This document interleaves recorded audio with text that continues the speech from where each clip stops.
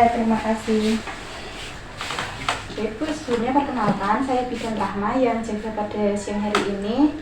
Ini saya berbicara dengan ibu siapa ya? Ibu Ririn, Bu. Oh, Ibu Ririn. Usianya berapa, Bu? 25 tahun. 25. Alamatnya mana? Karanganyar Demak. Karanganyar. Ya, Ibu, ada yang bisa saya bantu?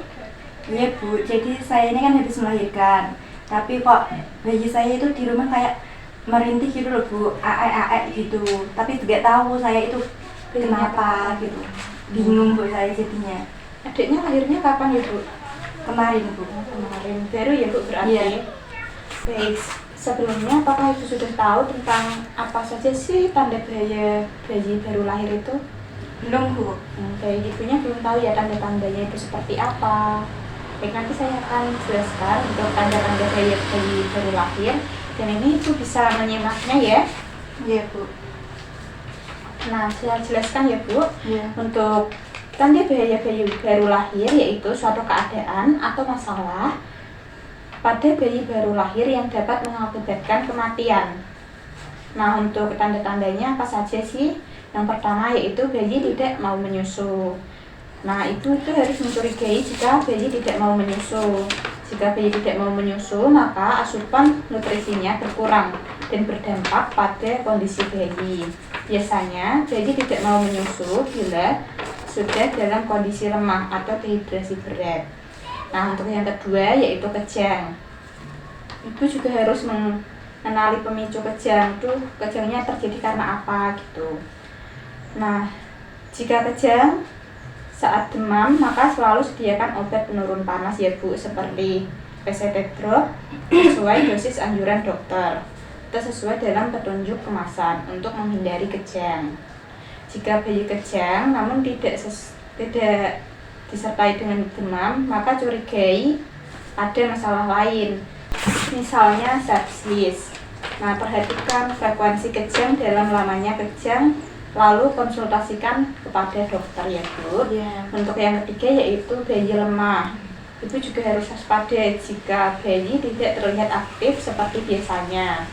Kondisi lemah dipacu oleh diare, muntah yang berlebihan atau infeksi berat yang bisa memicu penurunan kesadaran atau letargi. Nah, untuk yang keempat, frekuensi nafas bayi normal.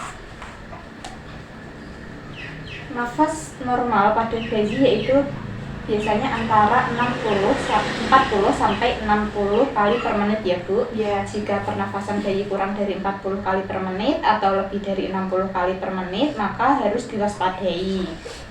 Lihat apakah ada tarikan dinding dada atau tidak yang merupakan tanda-tanda infeksi. Kayak dadanya itu naik turun atau tidak gitu ya, Bu. Iya. Nah, untuk yang kelima itu tadi seperti yang Ibu sebutkan, bayinya itu kayak merintih gitu ya, Bu ya. Nah, dicek apakah bayinya itu sudah BAB, BAK itu lancar atau tidak.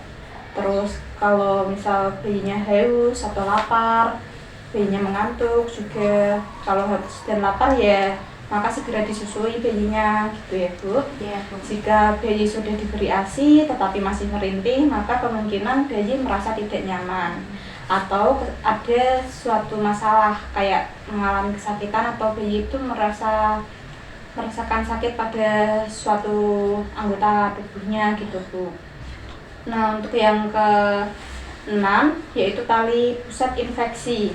Tali pusat yang kemerahan, berbau dan mengeluarkan nanah menandakan adanya infeksi. Untuk yang ke-7, bayi yang demam atau bayi terasa dingin. Perhatikan juga kondisi sekitar bayi, apakah kondisi sekitar membuat bayi kepanasan atau kehilangan panas pada tubuhnya. Nah, untuk yang ke-8, mata bayi yang bernanah itu juga merupakan salah satu tanda bahaya bayi baru lahir.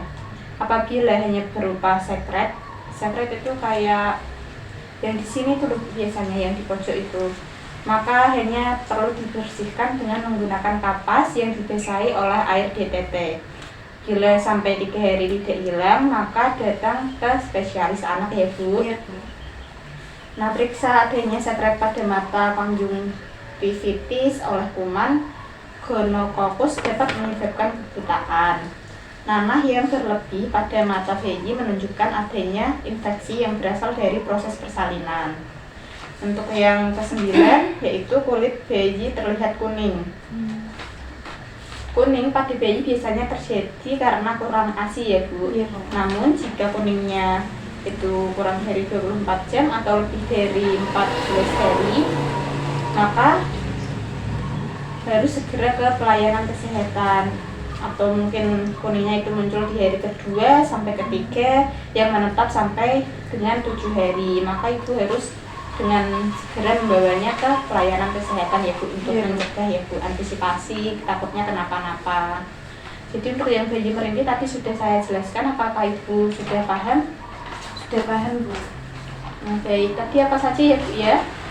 Untuk yang bayi merintih itu kenapa kok bisa merintih gitu alasannya tadi? Oh iya Bu, mungkin bayi saya itu buang air kecil atau BAB, terus haus atau lapar. Iya. Selanjutnya juga tidak nyaman atau sakit. Tapi alhamdulillah bayi saya itu tidak sakit. Mungkin keadaannya ya Bu kurang nyaman. Mungkin kurang nyaman ya Bu. Kalau mungkin itu misal kayak haus gitu atau mungkin lapar atau mungkin popoknya belum diganti juga bisa. Jadi kalau misal dirasa kayak udah popoknya udah diganti, udah disusuin, kok masih kayak merintih, kayak nggak nyaman, itu ibu bisa langsung membawanya ke pelayanan kesehatan ya Bu, untuk mengantisipasi adanya suatu tanda bahaya yang bisa menyebabkan komplikasi atau bahkan mungkin lebih parahnya itu meninggal Bu. Apakah ibu mengerti? Sudah Bu.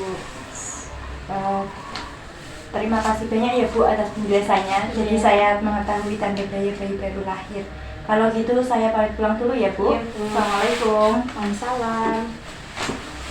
Hati-hati ya Bu. Iya Bu. Yes, Pak.